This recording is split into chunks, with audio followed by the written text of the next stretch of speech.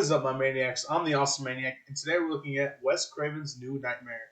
It was released on October 14th, 1994, and stars Heather Langenkamp as herself, Robert Englund as himself and Freddy, and Wes Craven as himself. Everybody's playing themselves. The movie's set in the real world.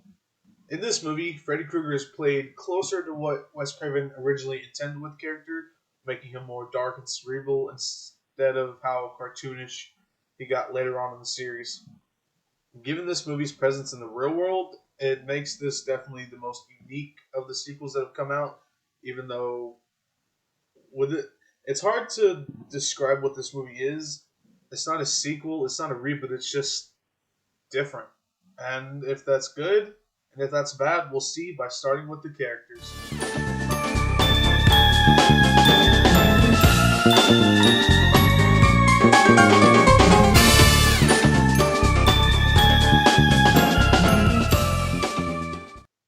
Given that this movie's set in the real world, it's obviously the actors playing themselves, and that may not seem like a hard task, but playing yourself might be a little harder than you think, because you have to decide how much of yourself you actually want to portray on screen, as accurate as can be. And obviously, I don't know if this is how Heather if how she felt in this movie is how she felt in the real world. I wouldn't be surprised. And what I'm talking about here is how she didn't want to come back to the movies, yet she was convinced to come back to film this movie. It's going to be a little bit difficult trying to talk about what's the real world and what's the movie, given that the movie's set in the real world as well. But you know, there's a psycho dream demon killer coming after her, so. And I'm just going to come out and say it. Heather Langenkamp is very beautiful in this movie. And Heather, like in the real world, our real world, is married to a special effects designer, though he doesn't play himself, and the person playing her son obviously isn't the real son. But that doesn't stop him from doing pretty good. Like, Nico Hughes was really great in this. We knew that he was great whenever he played Gage in Pet Sematary, but I think he's even better in this movie. Yeah, he could show a little bit more of a psycho side in Pet Sematary, but in this one, he gets to that a little bit too, but you also get to see him just be a regular kid. Dylan is a big part of this movie, so they needed a strong child actor. Nico Hughes does that perfectly. He's actually going to be playing Dylan again in a fan film called Dylan's New Nightmare with Dave McCrae as the voice of Freddy. I'll link the trailer down below. You guys should go check that out. And I love how Bob Shaye plays himself in this, like how he actually plays himself. Because it seems more money grab. Maybe that's how he really is, but if he really was like that, and I'm saying if I was to play myself in a movie, I think I'd make myself try to look a little bit better. But Bob just plays himself like this, and it's actually really funny. And of course, it's great to see Robert Englund playing himself, getting to see more of the man behind the makeup as Freddy. Of course, he's playing Freddy in this one as well, but he's also playing himself. And it's not the first time in the movies that he's appeared without makeup. A character that's actually fictionalized for this movie is Dylan's babysitter Julie, who is she's really nice. She's definitely there to fight for Dylan. Like I know she's just not there for money. I don't know if she's actually in the movie if she's Heather's friend or if she's just a hired babysitter. But I think she takes it a step further and she tries to protect that baby. Doesn't turn out too well for her though. And of course, you have Wes Craven in this movie playing. Can you guess it? I'll give you 3 hints. First hint, he's playing himself. But this Wes seems a little bit more cracked out. Understandable, given that he's able to apparently see the future in his dreams and just write it down.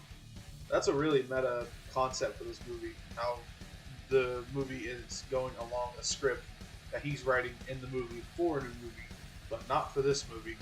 And a little bit complicated to try to weave your brain through, but it's still fun to watch.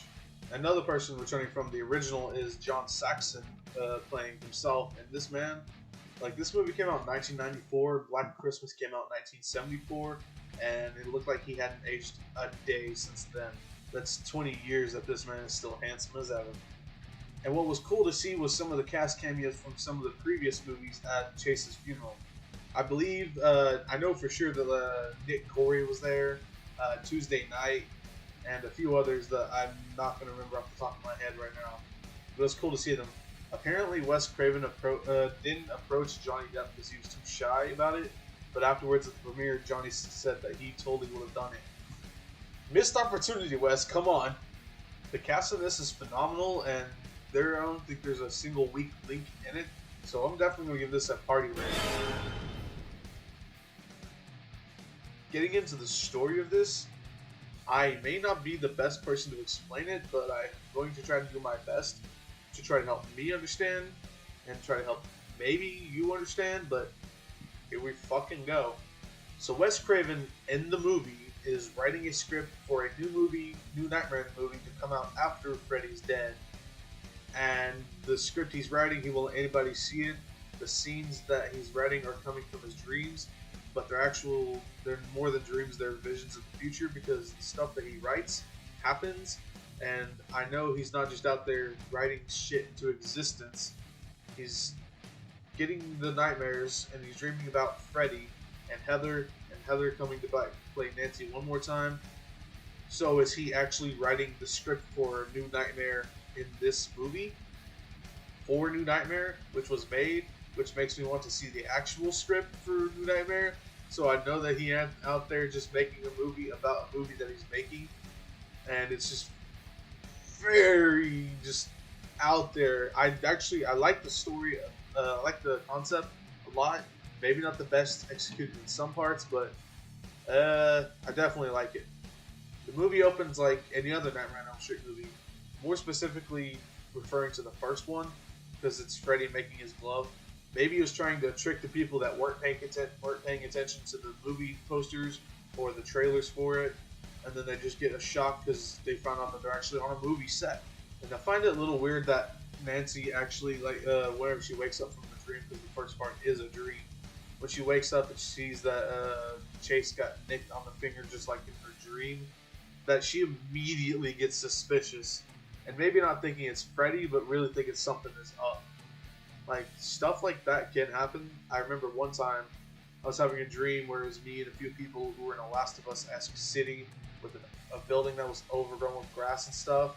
And I just hear this pounding noise just over and over and over again in my dream, only to find out it's my alarm. So things like that aren't exactly uncommon when it comes to dreams, but she gets suspicious immediately. Anyways, Nancy wakes up and she's got a whole interview to do. And when she gets to the interview, little does she know that Robert Englund actually pops up. And the makeup in this, like Robert Englund appeared as Freddy on stage. It was cool to actually see him in the classic Freddy makeup in this movie because the makeup's going to get a lot worse later on, but we'll talk about that later on. But the makeup here looked closer to Freddy vs. Jason's makeup than anything else. I don't know if they were trying to emulate exactly a look from one of the previous movies, but to me, like this makeup, and I guess I should say the Freddy vs. Jason Freddy makeup, looks closer to this one than any of the other ones. I don't know how to explain it. I think I think Robert's actually wearing his original costume from the first one because Wes actually kept the wardrobe from the first movie, and it's actually used later on in this movie again as well with Heather wearing Nancy's clothes and John Saxon wearing Lieutenant Thompson's clothes, their actual clothes. One thing I didn't like about the story though was how they kind of tied Hansel and Gretel into it. I'm not opposed to that idea. Completely, but to me it just comes off as kind of cheap whenever they just use a storybook to kind of relate to what's going on in the movie. I don't know. That's just me. One thing that I thought was cool that they integrated into the story was the earthquake footage. Originally, they had actually planned for in the movie for earthquakes to happen, but then they happened in real life where they were filming, and so they actually went and used some of the actual disaster footage, which really sold like the whole like earthquake thing going on in this movie. I mean, if you got the real footage, why not use it to try to enhance the story and make it more believable, which it kind of did. Another thing that I liked was how they used some callbacks from the original movie that Heather was using. Maybe subconsciously, I'm thinking.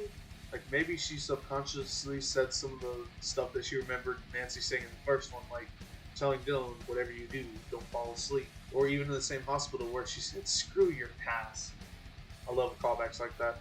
And to me, this one feels like the legacy Nightmare film. Like how I think Avengers Endgame is the MCU to that point, the MCU legacy movie.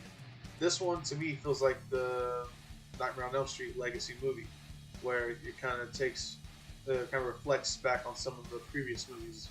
I do like the ending, like the set piece. It's very creative and different than what we've seen in Nightmare movies before. It's a little more wet and a little bit more stone rather than a boiler room. And we even get a big explosive ending. Classic movie. Not saying it's bad, I thought it was cool here. And getting back to the story concept itself, another thing that I really liked was how Freddy wasn't actually Freddy. He was just this evil creature that's trapped in movies, and the only way to keep her from dying is to keep making fresh new movies. That is a really cool idea, and I gotta applaud Wes on that one. That was really cool. And now to talk about the stuff that I really don't like about this movie. For one, the editing, like all these like cheesy dramatic zoom-ins that try to make the scene dramatic but really take me out of the moment at some points. That's how this movie can sometimes feel a little dated. Not making it really difficult to watch, but really just making it set in its time. Like it's very dated.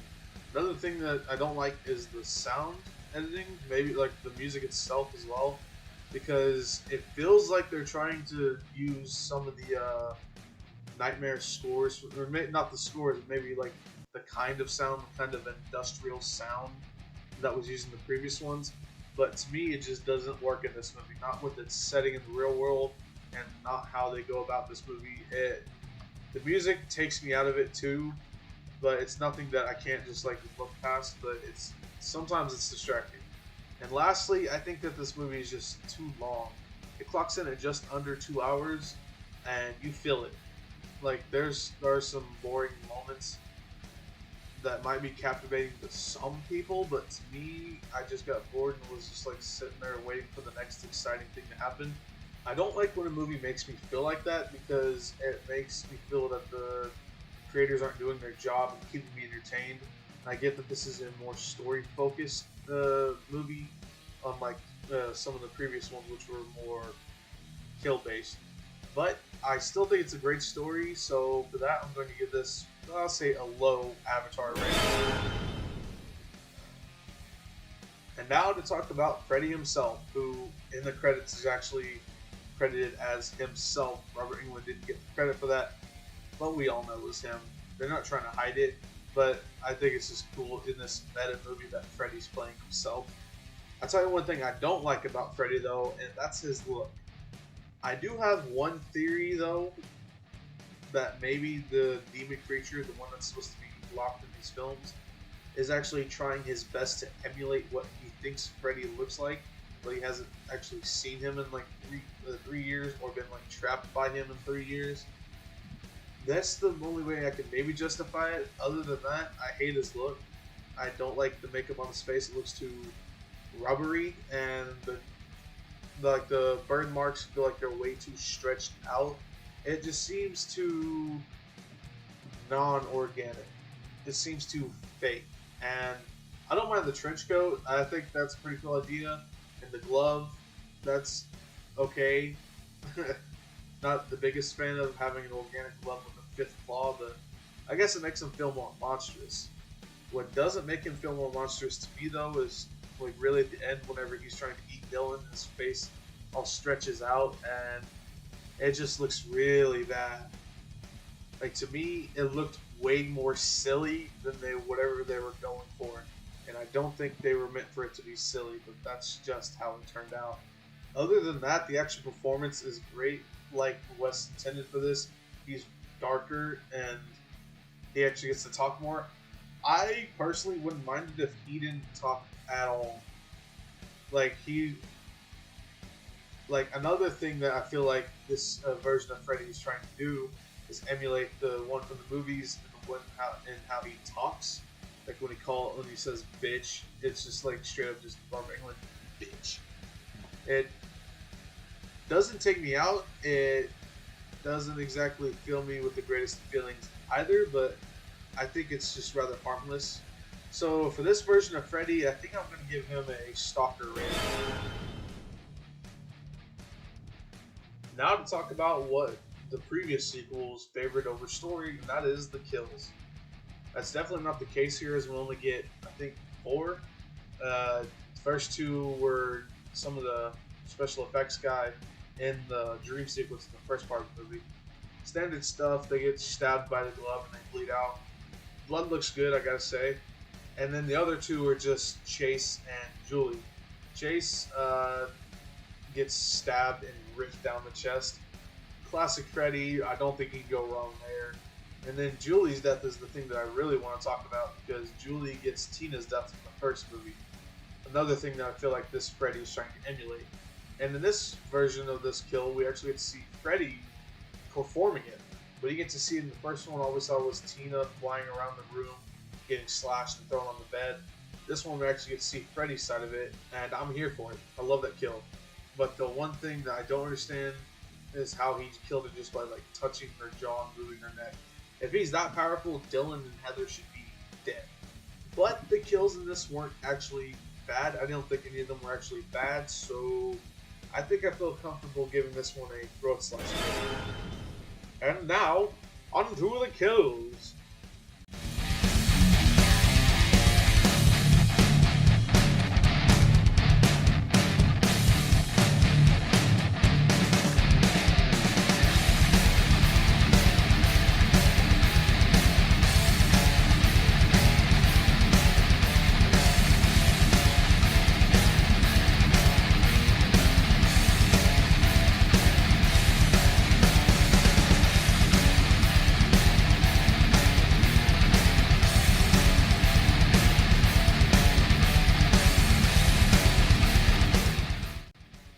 I can say that going back and watching this review again, the views and opinions of it haven't changed that much. And I know I haven't really expressed my thoughts on this on my channel before, but I can say that I think the story is great and the characters and performances are phenomenal. I don't think the kills were bad. They weren't most memorable, but I do like seeing Freddy's side of it on Julie's death. And I can say that the editing and some of the music makes this feel very dated, and I think those are 2 things that would have been better in this movie, especially Freddy's look, that as well, but Freddy's performance himself. And I don't think I can give this any more or any less than a pass the time. Thank you guys so much for watching this, and I'll see you next time where I cover the remake. Until then, don't forget to like, share, comment, and if you haven't, subscribe. Bye bye.